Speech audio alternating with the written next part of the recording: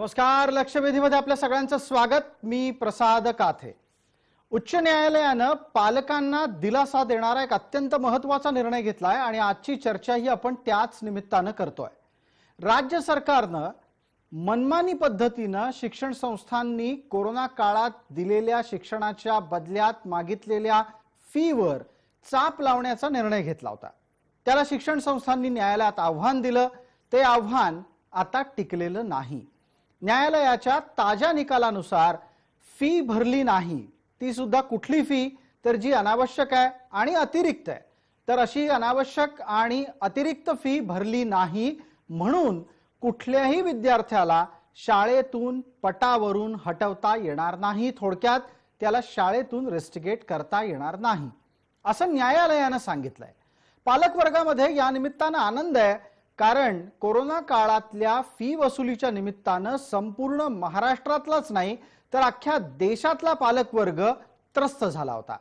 महाराष्ट्रातल्या या निकालाच्या निमित्तानं पालकवर्गाला कुठं ना कुठेतरी आशेचा किरण दिसलाय. दुसऱ्या बाजूला शिक्षण संस्था चालकांचा स्वतःचा तर्क आहे. पैसे नसतील तर संस्था चालवायच्या कशा, संस्था टिकवायच्या कशा आणि शिक्षण देण्याचं काम करायचं कसं, या आणि अशा अनेक प्रश्नांसह आजची लक्षवेधीची चर्चा. मनमानी फी वसुलीला चाप बसेल?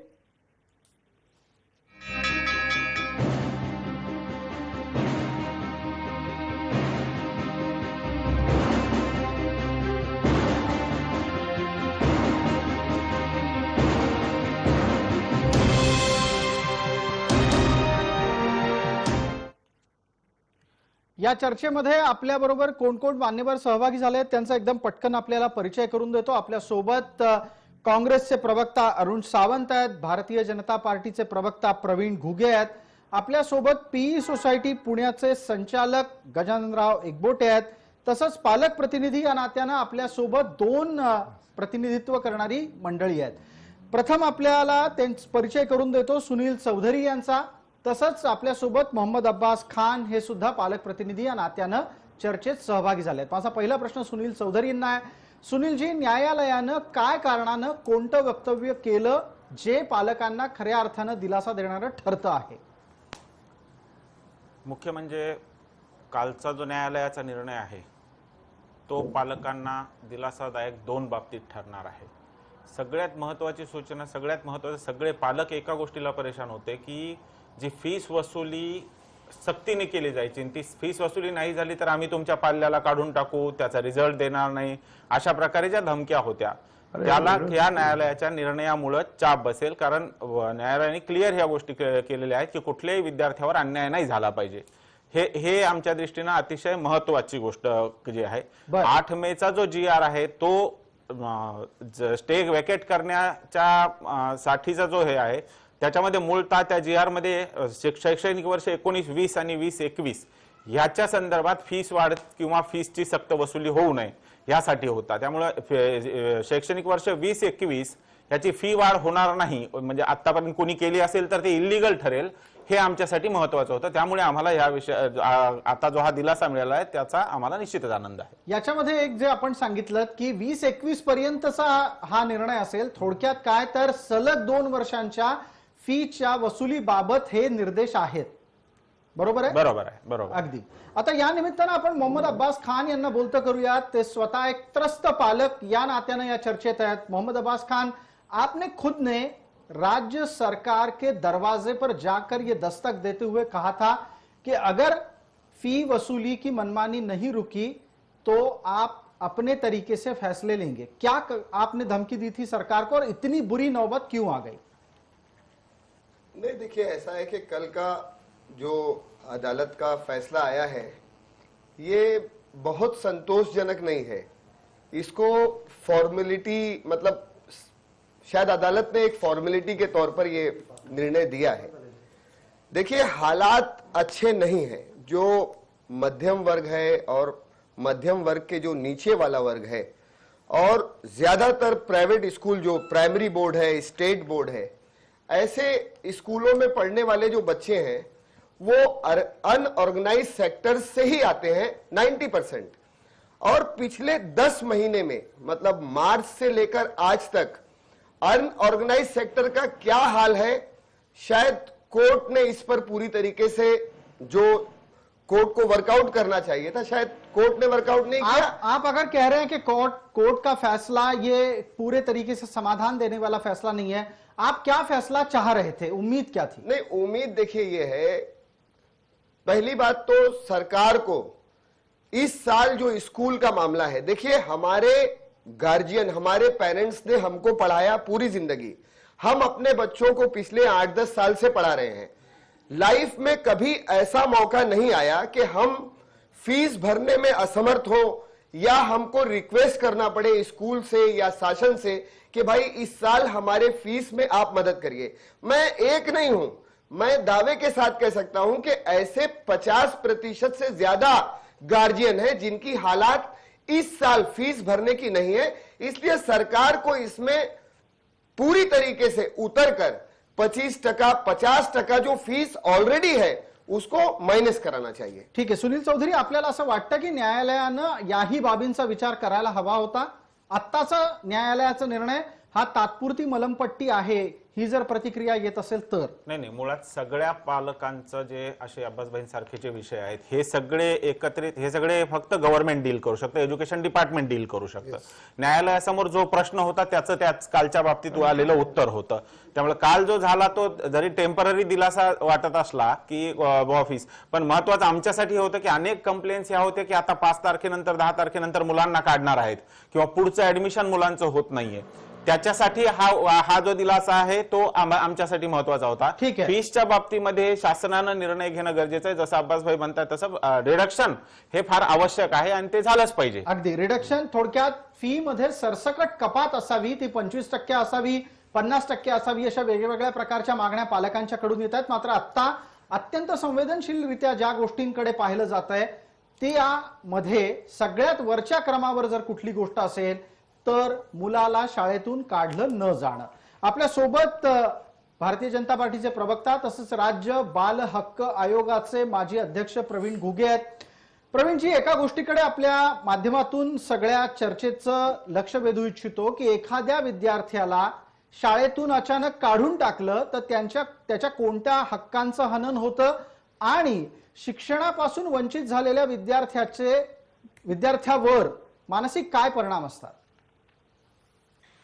नाही, मुळात ज्या विषयावरती आता आपली चर्चा सुरू आहे की अशा प्रकारची कोणतीही फी आकारण्याच्या विषयामधलं धोरण काय असलं पाहिजे आणि अशा प्रकारची फी नाही भरल्यानंतर विद्यार्थ्यांवरती कारवाई करावी करू नये, कशा प्रकारची कारवाई केली पाहिजे या विषयावरती ही सर्व चर्चा आहे। मुळात आता जो विषय चर्चेला येतोय आणि खरं कोर्टाच्या समोर सुद्धा काय मिळाले मला अगदी त्यातले डिटेलमध्ये माहित नसलं तरी या नवीन शैक्षणिक वर्षातली फी ठरवत असताना प्रत्येक शाळेच्या पॅरेंट टीचर असोसिएशनची मान्यता असल्याशिवाय ही फी नक्की केली जात नाही, किंबहुना ती कायदेशीर ठरत नाही। आता खरंच त्या ठिकाणच्या शाळांनी अशा प्रकारच्या पॅरेंट टीचर असोसिएशनची बैठक घेऊन त्याचे मिनिट्स बनवून अशा प्रकारच्या फीचे विषय पूर्ण केले होते का? आणि त्यावेळेस जर अशा प्रकारचे फी केले नसेल तर अशा प्रकारची कुठलीही फी ही बंधनकारक ठरवता येत नाही, किंबहुना ती बेकायदेशीर ठरते। राईट टू एज्युकेशन, शिक्षणाच्या मूलभूत हक्काचा जो कायदा आहे त्या कायद्यामध्ये स्पष्ट म्हणलेलं आहे की पॅरेंट टीचर असोसिएशनची जबाबदारी नक्की केलेली आहे, त्यांच्या संमतीशिवाय ही फी ठरवता येत नाही। दुसरा विषय, अशा प्रकारची फी ज्यावेळेस ठरली जाते ती फी घेण्याचं आणि फी देण्याचं कॉन्ट्रॅक्ट हे पालक आणि त्या शाळेचं असतं आणि त्या प्रकारचा जर एखादा पालक अशा त्या ठिकाणी जर फी भरण्यामध्ये असमर्थ ठरला असेल पण मग तुम्हाला प्रवीण घुगे काय सुचवायचंय की शाळा आणि पालकांच्या दरम्यान जो करार फीच्या अनुषंगाने होतो तो बऱ्याचदा दबावाखाली होतो असं सुचवायचंय का तुम्हाला त्यात राज्य सरकारचा हस्तक्षेप अपेक्षित आहे? आणि मी त्यामध्ये एक म्हणेन की हा पालकांचा आणि शाळेमधला असणारा करार याची शिक्षा त्या विद्यार्थ्यांना दिली जाऊ शकत नाही। आता ही शिक्षा जर विद्यार्थ्यांना दिली जात असेल तर बाल न्याय अधिनियमाच्या अंतर्गत त्या ठिकाणी त्यांच्याबद्दलचा दुजाभाव केल्याबद्दलची कारवाई सुद्धा या शैक्षणिक संस्थांवर करता येऊ शकते, याच्याबद्दलची स्पष्टता करून देण्याचं काम हे राज्य सरकारचं आहे. बर, की या आता पद्धतीने या चर्चेला पुढे नेऊ आणि त्या निमित्तानं अरुण सावंत तसंच गजाननराव एकबोटे दोघांनाही बोलतं करूयात.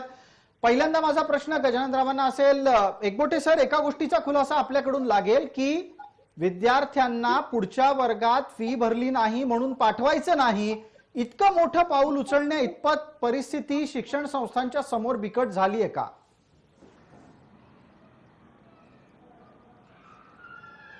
या शिक्षण संस्थांचे साधारणपणे 2-3 प्रकार आहे. या ज्यांना फार मोठा इतिहास आहे अशा एक पूर्वीच्या 50-60 वर्षापूर्वीच्या संस्था आहे, एक 25 वर्षाच्या आणि एक नवीन एक 5-10 वर्षापूर्वी ज्या संस्था निर्माण झाल्या. तर या ज्या पूर्वीच्या ज्या संस्था आहेत तर त्यांच्या बाबतीमध्ये हा काही प्रश्न उद्भवू शकत नाही. तसं माझी संस्था ही जवळपास 86 वर्षापूर्वीची संस्था आहे आणि त्यामुळे आम्ही कुठल्याही पालकांवर ही सक्ती केलेली नाही आणि सक्तीमुळे कुठल्याही विद्यार्थ्याला शिक्षणापासून वंचित ठेवलेलं नाही आणि त्यामुळे आमचं विषयी कुठल्याही पालकाची तक्रार नाही.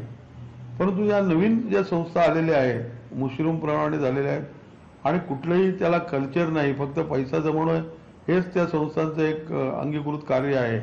त्यांनी मात्र अशी धोरणात्मक हे प्रक्रिया राबवलेली दिसते, पण ती चुकीची आहे असं मला वाटतं.